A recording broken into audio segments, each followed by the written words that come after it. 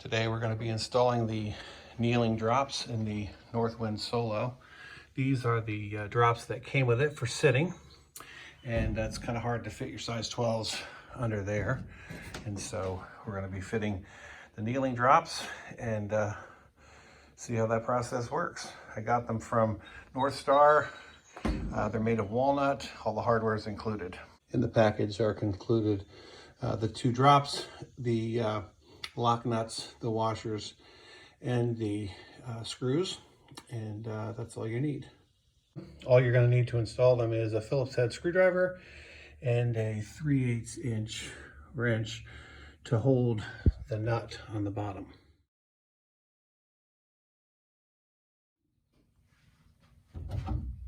So you place the 3/8 inch on the nut under here, and make sure you're loosening and not tightening.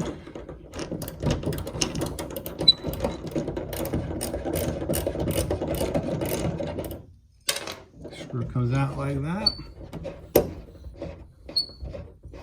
and you repeat times 4.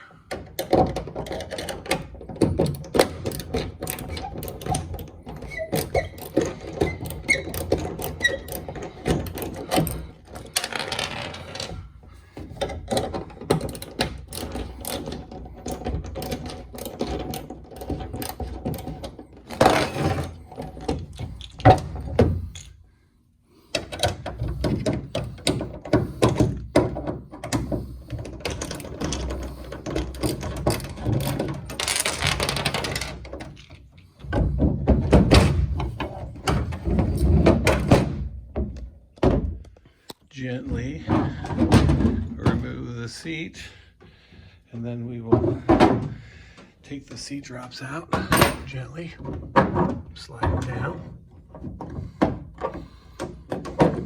and off, and this side slid down just from gravity. And so now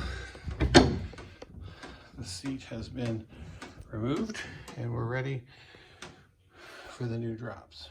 Next, we need to remove the long bolts because we're going to be using shorter ones now. So just gently they're not really threaded, but it's a tight fit, so you want to kind of ease them on out. You can see that the original bolts are much longer than the replacement ones, and there's 2 of each on the replacement ones, 2 shorter ones, 2 longer ones. Make sure you put them in the right place. So the longer screw goes in the front and the slightly shorter one in the back, so that when you mount this, you want to mount it this way. Basically what you want to see is that the front of the seat's going to be a little bit lower than the back of the seat compared to the original drop, which is even front and back, which makes the seat flat. And now the seat's going to be at an angled forward, so that you can transfer from kneeling to sitting with a smoother motion. It gives more room for your legs to fit under the seat. Once the kneeling drop is in place, it should look like this. And next step is to do it on the other side, which I have already done. And now we're ready to put the seat in. Before we do that, I want you to see that on the underside of the seat, there's going to be a washer. So don't forget to put those in.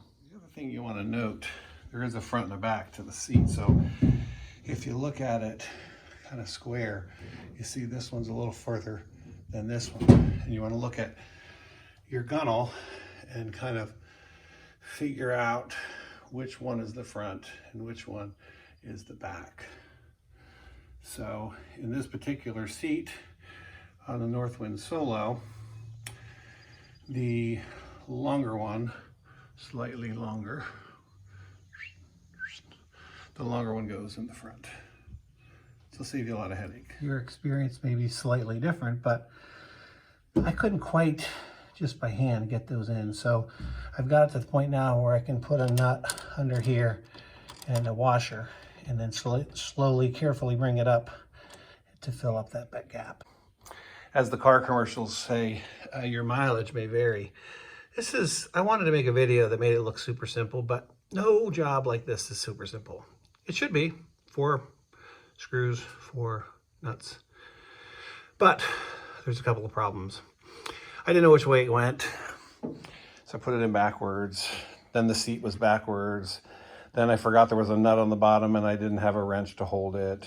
And lastly, most importantly, when I say your mileage may vary, it occurred to me that wood that has been sitting in a humid, hot garage in Ohio in August might be a little more swollen than the wood when it was sitting in a warehouse in Minnesota in March.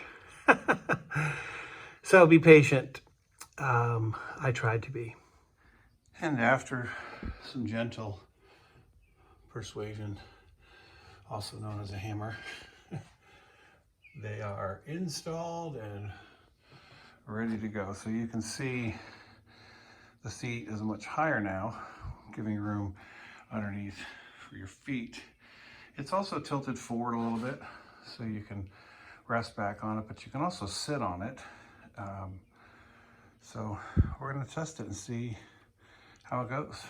Hopefully it'll make a nice alternative.